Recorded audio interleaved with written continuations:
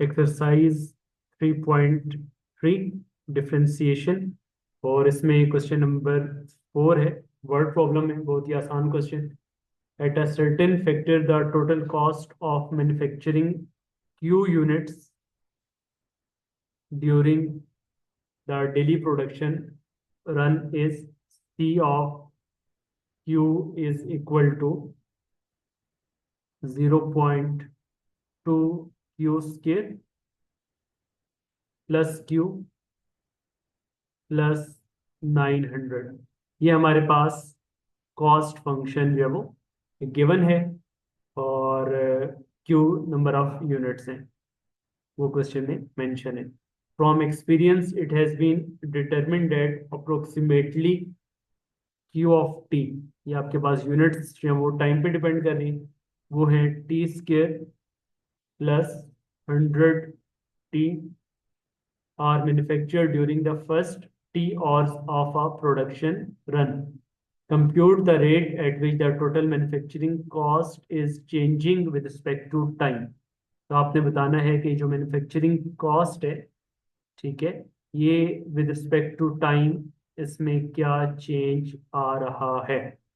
और देन फिर compute the rate at which the total manufacturing cost is changing with respect to time 1 hour after production begins, कि जब time 1 घंटा गुजर चुका होगा उस टाइम पर आपके पास इसमें क्या चेंजेस आ रही होंगी। तो ये हमारे पास चेन फंक्शन, चेन रूल की तरफ ही क्वेश्चन जा रहे हैं, क्योंकि cost function number of quantities पे डिपेंड कर रहे हैं, और नंबर ऑफ क्वांटिटीज डिपेंड कर रही हैं टाइम के ऊपर। तो फाइनली कॉस्ट को विद रिस्पेक्ट टू टाइम जब आपने फाइंड करना है, तो चेन रूल हमारे पास बनेगा by chain rule.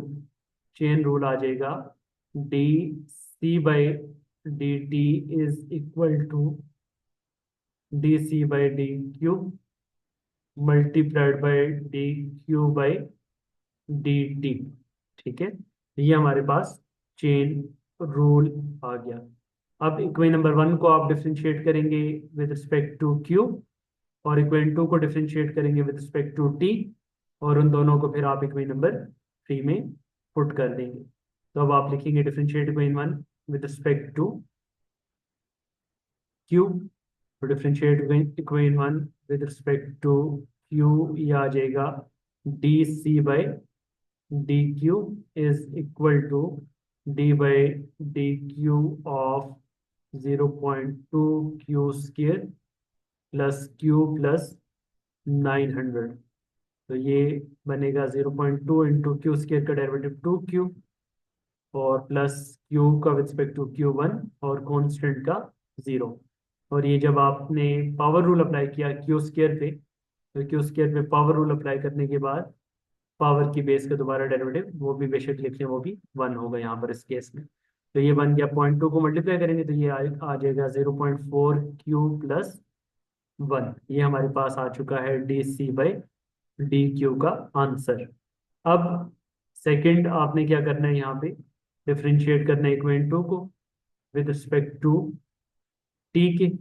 Differentiate equation 2 with respect to T, ये बनेगा D by D T of Q is equal to D by D T of T square plus 100 T. तो टी स्क्र का derivative आ जाएगा 2T plus 100 into T का derivative respect to T 1, और 2T के साथ बेस का again 1 आ जाएगा। तो ये साथ में बेशक आप बेस का 1 लिखें, और अगर इसको मेंशन ना भी करें तो कोई ऐसा मसला नहीं है, लेकिन हर बार बेस का 1 नहीं आ रहा होता, इसलिए प्रैक्टिस इसी में ही रहनी चाहिए कि बेस का हम डेरिवेटिव बार बार साथ लिखते रहें, ताकि अगर किसी जगह पे बेस का डेरिवेटिव 1 नहीं आ रहा तो वो हमारे से मिस ना हो। ये फाइनली हमारे पास बन गया 2T प्लस 100। तो अब आपके पास इन दोनों वैल्यूज को पुट कर देंगे इक्वेशन नंबर 3 में। तो जब इक्वेशन नंबर 3 में पुट करेंगे तो हमारे पास D C by D T का आंसर आएगा 0.4Q plus 1 into 2T plus 100, 2T plus 100। ये हमारे पास इसके डेरिवेटिव का आंसर आ जाएगा। तो ये कॉस्ट फंक्शन चेंज होगा विद रिस्पेक्ट टू टाइम। तो कॉस्ट फंक्शन डिपेंड कर रहा था किसके ऊपर, क्वांटिटी के ऊपर, और क्वांटिटी फर्दर आगे डिपेंड कर रही थी टाइम के ऊपर।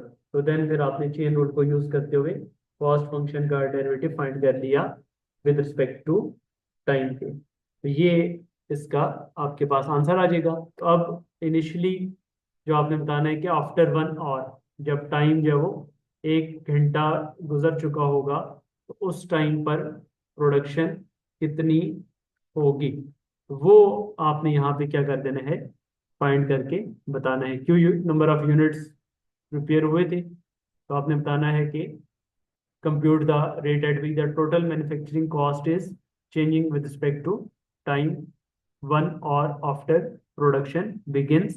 तो उसमें जस्ट आप टी की वैल्यू को क्या पुट कर लें, 1 पुट कर दें। तो जब टी की वैल्यू 1 पुट करेंगे तो ये बनेगा 0.4 Q प्लस 1 इंटू टी की वैल्यू आपने 1 पुट कर ली, तो 2 इंटू 1 प्लस 100।